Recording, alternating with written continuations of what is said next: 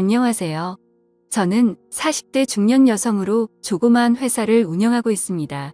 남부럽지 않은 부유한 가정에서 자란 아버지, 회사 하청업체로 별 어려움 없이 살아가고 있습니다. 결혼도 남들이 부러워할 정도로 짱짱하게 하였습니다. 서로가 바쁘다 보니 우리는 결혼 5년이 지나도록 아이를 갖지 못하다가 늦게 임신을 하게 되었습니다. 남편이 정말 좋아했으나 나는 그렇게 바라던 아이가 아니었습니다. 우선 나는 아기를 키우는 것보다 회사 일하는 것이 더 재밌고 적성에 맞았거든요. 회사 일하면서 업자들 만나고 친구도 만나고 그런 것이 좋았지 애들 키운다고 방콕 신세 지는 것을 별로 좋아하지 않았습니다. 그러나 결혼을 하였으니 가정을 이어나가려면 아기가 있어야 하는 건 당연하며 기분 좋게 체교도 하면서 미래 애들에 대한 꿈을 키워나갔습니다. 점점 배가 부르고 이 일을 잘 키워야겠다는 생각에 어쩔 수 없이 남편과 한방을 쓰지 않았습니다. 남편도 직장일로 허구한 날 바쁘다는 핑계로 술을 마시고 오더니 임신 중인 나와는 한마디 말도 없이 직장에 사표를 내고 변호사 개업을 하게 되었습니다. 물론 변호사가 돈도 많이 벌 수가 있지만 나는 돈보다는 명예를 중요시하였기에 직장에 더 다니길 바랐는데요. 그 일로 인해 남편과 심하게 다투었습니다.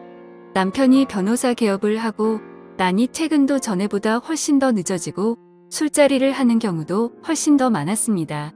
물론 변호사라는 직업이 그럴 수도 있겠다고 생각했는데 어느 날 남편이 외도한다는 걸 듣고 도저히 억울해서 잠을 잘 수가 없었습니다. 그래서 당시 심부름 센터를 통해 남편의 외도 현장을 목격하고 증거를 잡았습니다. 처음에는 남편이 잘못을 인정하고 다시는 안 그러겠다고 했으나 시간이 지나도 외도는 그칠 줄 몰랐습니다. 그래서 나도 이혼하기로 결심하고 뱃속에 있는 애를 남편과 한마디 상의도 없이 없애버렸습니다. 그러자 남편도 더 이상 어쩔 수가 없었는지 이혼을 하자고 하여 우리는 합의 이혼을 하였죠. 난 세상이 귀찮아서 조용한 저층 연립주택으로 이사를 와서 혼자 살았습니다. 아버지께서는 재혼하라고 수없이 말씀하셨지만 난 독신으로 살기로 마음을 굳혔고 혼자서 인생을 즐기며 멋있게 산다는 생각을 했습니다. 회사도 열심히 경영하고 회사 규모도 엄청 커져나갔습니다. 이렇게 혼자 살고 있으니 뭔가 불편한 점은 많았습니다. 집안에도 남자가 할 일, 여자가 할 일이 따로 있는데 난 두 가지를 다 해야 하니 힘들 때도 한 번씩은 있었습니다. 그러던 어느 날 초여름 밤이었어요. 퇴근하여 드라마를 보고 있는데 갑자기 방 안에 뭔가 타는 냄새가 나면서 연기도 약간 나는 것 같았습니다. 낮이라면 어디든지 연락을 해서 조치가 가능하지만 밤이라서 방법이 없었습니다. 아파트 관리소는 있지만 전원주택이라서 밤에는 관리소에 근무하는 사람이 없습니다. 정말 이럴 때 남편이 필요한 건데 의미 없는 남편 찾는 것은 죽은 아들 불알만지는 것과 같이 무슨 소용이 있겠습니까? 할 수 없이 멀리 떨어진 오빠한테 전화를 했더니 우선 코드를 다 뽑으라는 것이었습니다.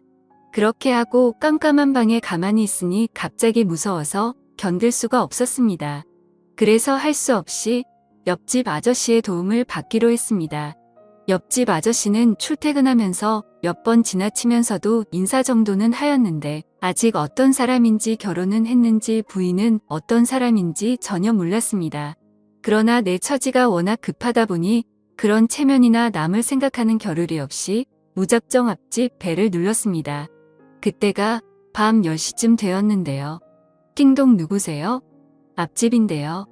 잠깐만 기다리세요. 그래서 밖에서 기다리는데 그 시간이 그렇게도 긴 시간인지 정말 길게 느껴졌습니다. 이윽고 문을 열어주는데 나이는 저와 비슷한 또래의 남성으로 방금 샤워를 하고 나왔는지 머리는 감았다가 그냥 수건으로 닦은 정도였고 특유의 남자 화장품 냄새가 났습니다. 아마 제가 벨을 누르는 순간 샤워하고 나와서 머리를 닦고 화장품을 바르고 바로 나오느라 문을 늦게 연 것 같았습니다. 그 남자는 저를 보더니 아이고 죄송합니다. 샤워하느라고 하면서 머리를 말리는 모습이 참 순진하게 보였습니다. 그래서 자초지종을 설명했죠. 우리 집에 현재 전기 콘센트에 연기가 나고 냄새가 난다고 했죠.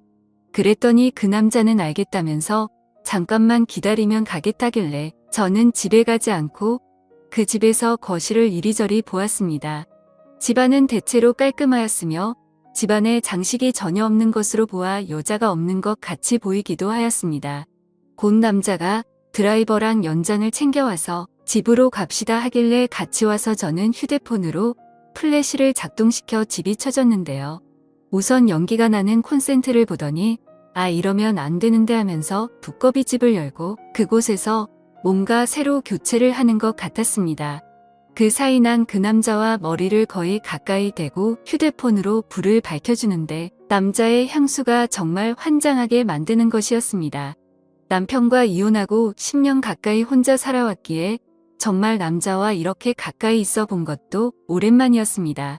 난 그렇게 좀 더 오랫동안 불을 부딪혀주고 싶었는데 그 남자는 금방 고쳤어요. 이제 다 되었습니다. 불을 켜보세요 하길래 전 불을 켜고 우선 아까 연기가 나던 곳으로 가보았는데 연기도 나지 않았고 아무런 냄새도 나지 않았습니다. 그래서 그 남자는 혹시 또 냄새가 나거나 연기가 나면 연락주세요 이렇게. 밤 늦었는데 어떻게 또 말씀드리나요? 오신 김에 커피도 한잔 하시면서 잠깐만 지켜봐 주시면 안 될까요? 했더니 네 그래요 하면서 난 커피를 준비하는데 정말 기분이 묘했습니다.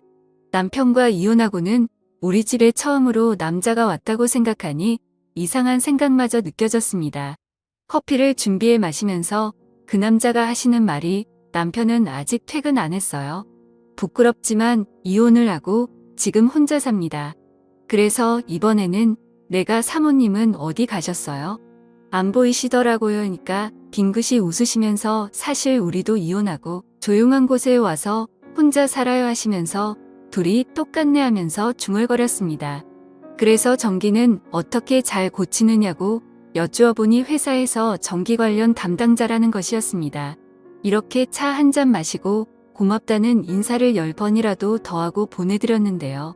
현관에 나가시면서 혹시 전기가 아니더라도 집안에 고칠 것 있으면 말해주세요. 이웃사촌이 다 좋은 거잖아요 하더라고요. 정말 좋은 분 같았습니다.